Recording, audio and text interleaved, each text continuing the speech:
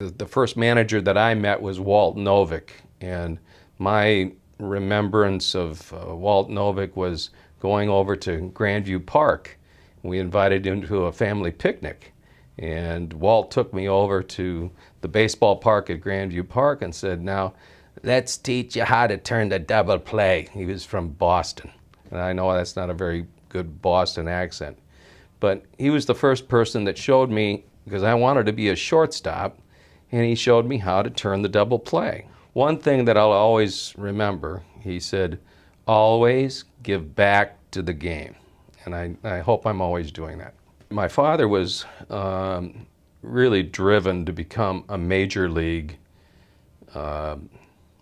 baseball announcer.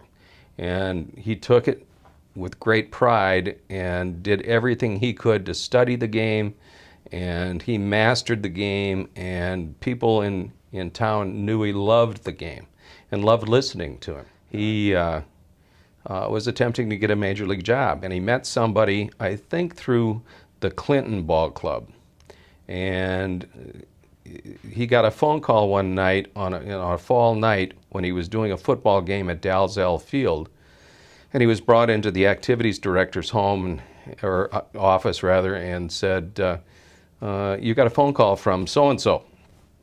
And the guy got on the phone and said, "You'll have a major league job within the next week if you just stay quiet and let me do my job." And he said, "I have a connection. You will be the next announcer with the Kansas City A's." And didn't know anything about that. And the ball game came on for the World Series, and it was between the St. Louis Cardinals and the Detroit Tigers. And they started the ball game by saying, "Let's pause in remembrance of so-and-so." That was the guy that Dad talked to. So he didn't know who the connection was. And he started crying, and I said, "Dad, what are you crying for? Why are you crying? Why are you crying?"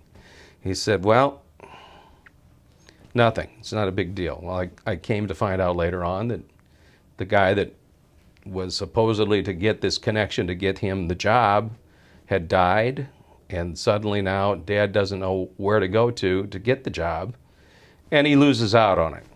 Many years later, when we're still in Dubuque, and I meet my wife, Tim meets his wife, Kathy meets her husband, and Sue meets her husband, and Dan meets his wife, and all the kids in the family, and we're gathered at a retirement party, and he said, "Had I gotten the job in Kansas City, you kids would never be married to these people."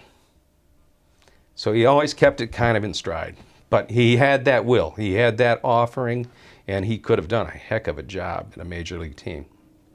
The thing I loved about being a part of the Packers, probably more than anything else, at a very early age, and even into my 20s and so on, the number of diverse people, the diversity that was there, that I was able to listen to Mexicans and Dominicans and Puerto Ricans and of course Bruce Bochy was from France. And it's kind of like, even though there's a language barrier, baseball is the common language. Oh yeah, you all speak. Yeah, oh yeah. There was no doubt. When you went in the clubhouse, everybody understood everybody. Although there were times, I remember Louis Pujols talked about, and I remember the situation. He was the catcher. We had a total Puerto Rican, Dominican infield, and there was a bunt that was laid down, and Louis used his Spanish language, and he threw the guy out at first base, but the umpire threw him out of the game because he thought he was cussing at him. Greenberg had one evening said to me, "There's a magazine coming in. I think it's Time or whatever. I don't remember what the magazine was. But they want to do a spot on minor league baseball, and so we want the place to look nice." So I said, "Fine. Well, what do you want me to do?" And he said, "Well, would you put the sprinkler out on the left-hand side of the infield and leave it over there overnight? And I said, but Steve, I think it's supposed to rain tonight. I don't know if it's a wise idea to put a sprinkler out tonight. No, I want you to put a sprinkler out. So I put a sprinkler out, and at 6 o'clock in the morning, I awake to a thunderstorm. And I'm thinking, oh my God, I am in trouble at Petracas Park. And I find that the whole left-hand side of the infield is mud, and the right-hand side of the infield is totally clean. And Greenberg shows up. And Greenberg says, oh my God, what in the heck did you do? And I said, Steve, you told me to put the sprinkler out. And he says, I'm out of here. And I said, you're out of here? What's the problem? He says, if Bob Cluck, who was the manager at the time, if Bob Cluck shows up and he sees this, we're going to be ripped apart.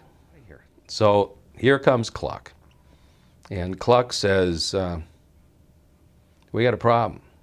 And I said, yeah, I'm really sorry about the problem. But to be honest with you, I think we have a problem with the infield. I think that first base is higher than third base, and all the water runoff from the rain came down to the third base side, and now I've got a problem. And he said, you're right, you do, and he walked away from me.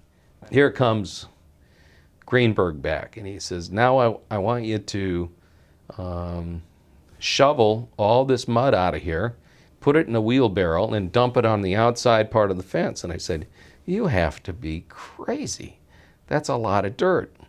So he gave me a credit card, and he said, I want you to start burning the mud.